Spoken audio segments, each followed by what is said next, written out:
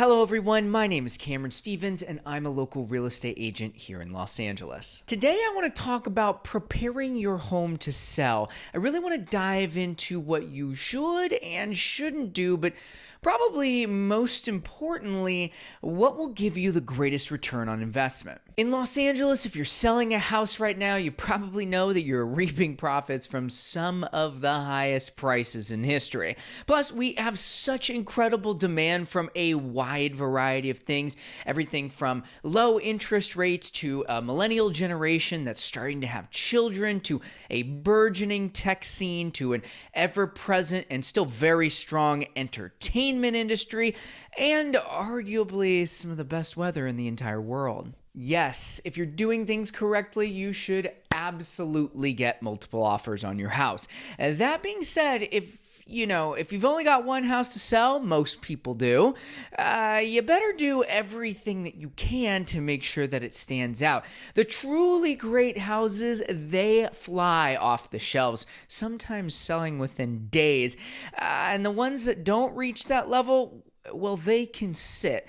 And you definitely don't want that. So here is exactly how I counsel my sellers on the ins and outs of preparing your home for sale. First, you got to get people in the house. The number one indicator of selling price is demand, and demand is generated first and foremost by interest. I mean, all these buyers, they're scouring the internet. They're getting listings sent to them by their real estate agents, and every single one of them is looking at photos before they actually go see the house in person. Thus, we got to make sure the house looks nice enough for many buyers to quickly send messages to their agent saying, I got to go see this house. What's going on with that house? When can we go see this house? Let's go see this house immediately. And how do you do that? Well, there are a few strategies that I personally recommend. The first is staging. Now, there are many levels to staging, and staging doesn't have to be this big production that's super expensive. You can do partial staging, and there are other techniques as well. I actually made a whole video about the pros and cons of different levels of staging, so if you want to take a deep dive into that topic, that's one place to start. Staging depersonalizes a home. It cleans it up. It makes the space feel brighter and more open, and it allows people to feel what an ideal use of the space could be. Staging always has a return on investment, both in money and in decreasing the time that it takes to sell your home. And the other advantage, it keeps people excited about your house all the way through escrow. I mean, since they're going to actually have to come back multiple times and learn all the nitty-gritty details during inspection, you want to make sure that while they're there in the space, they still love it.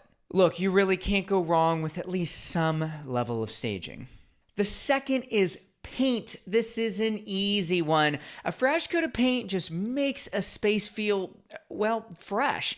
I mean, it's not just how the home smells, but it just brightens everything up.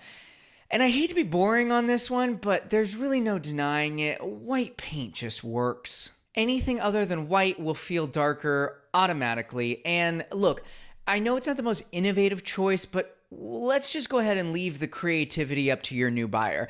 Keep it simple, keep it white, bright and airy. It's the name of the game for any house. Third is landscaping. It is a must that you at least have a gardener come. Get all the leaves swept up, get the weeds pulled, get the grass mowed. And especially you want to do this before photos. You don't want an overgrown lawn in professional photography. And if you want to put together a small budget for landscaping and adding to your current landscaping, it does tend to be one of the best uses of money that you can spend on a house. So go for it. You will definitely make it back. Finally, a professional cleaning really helps. If you do decide not to spend any money on staging or paint or any other little things, at the very least, people should feel like they're walking into a spotless home. A couple $100 for a deep clean could actually have thousands of dollars of return. Now, of course, there are other little cosmetic things like making sure that there are light bulbs in every single light and that they match in type and in color. Take down those dark blinds. Put away any kind of polarizing artwork. Pop a few nice houseplants inside. I mean, this is all really, really helpful stuff. If you got a renovation budget, I'm going to do an entire separate video just on how to spend that renovation money, but I'll just keep it short right here. Kitchen first, and then the master bathroom. A kitchen renovation could easily double your money, and a bathroom renovation, well, probably not quite as much, maybe 1.5 times your money, but most sellers, they don't really have $20,000, $30,000 or even sometimes more than that to spend on renovations right before going to sell. I mean, they do want to leave after all. So instead, everything I just mentioned should be able to be done for no more than a few $1,000s, and that could easily get a 10x return. Now let's talk about the cosmetic stuff. The less fun things, the things that very few people notice during their initial walkthrough, but that come back on the inspection reports as big, scary expenses. Your job here is to make a cost-benefit analysis on what the buyer is likely to ask for as a credit versus how much it would cost to just go ahead and fix it. Generally speaking, a thing that I say often to my sellers is, look, you don't have to fix it. In fact, you probably shouldn't fix it in many instances, but you should expect someone to ask for it as a credit. That way, you're at least mentally prepared for when that inevitably happens. Let's start with the roof. Unless your roof leaks, you can go ahead and pass on the roof. Roofs are super expensive, sometimes $15,000, $20,000, and you're unlikely to recoup all of that cost. Just go ahead and take the credit that the buyers will ask for if the roof is kind of nearing the end of its useful life. If your roof leaks, though, yeah, you're definitely going to want to get that done. Like I said, it's not going to be cheap, but not only is it a deal killer for lots of buyers, but it could cause additional damage that, well, it just puts you further in the hole. If the heating or cooling system is at less or half of its useful life, don't worry about it. Most useful life for heating and cooling appliances, 20 to 25 years. So if you're hovering somewhere around 10, 12, maybe even 13, you're probably in the clear. Instead, just get a service on it. For a couple $100, you can make sure that the heating and cooling systems are at least doing their job. That way, when the inspector comes back, they'll be able to say, yeah, it's old, but it's working fine. Because if it's not doing that, then you can definitely expect credits to be asked for. If you live in an old house that has its cast iron sewer system still in place, consider getting a sewer inspection. If they tell you it's old but functioning just fine, you're clear. You're likely still going to have to fight it. Cast iron does just scare a lot of people, but at least you can hand a report to the buyer that says, hey, look at this. If it ain't broke, you don't have to fix it. If there is something going on there, assess the cost. If it's only a couple of grand, maybe you want to just get it patched up. Any diligent buyer is going to do a sewer inspection, and they're going to come barking back for a credit because the sewer system is, well, one of the only few things that you absolutely cannot see when you're just walking through the house on that first look. As for termites, this is something you might want to get ahead of. That's because a lot of termite reports actually have two different treatment options. That's fumigation and spot treatment. Now, termite companies, they have to put the cost of fumigation there when the problem hits a certain point, but many times a spot treatment can get the job done at far less of a cost, and they'll usually get that as an alternate and put that on the report as well. Here, you can deliver a clean or at least close to clean termite report for the buyer. That way, when they get their own termite inspection, you won't have to have that back and forth fight of the fumigation versus spot treatment, and it'll definitely save you money that they're inevitably going to ask for. Finally, one of your biggest return on investments is just to have a handyman come by and do all those little things that you've been putting off.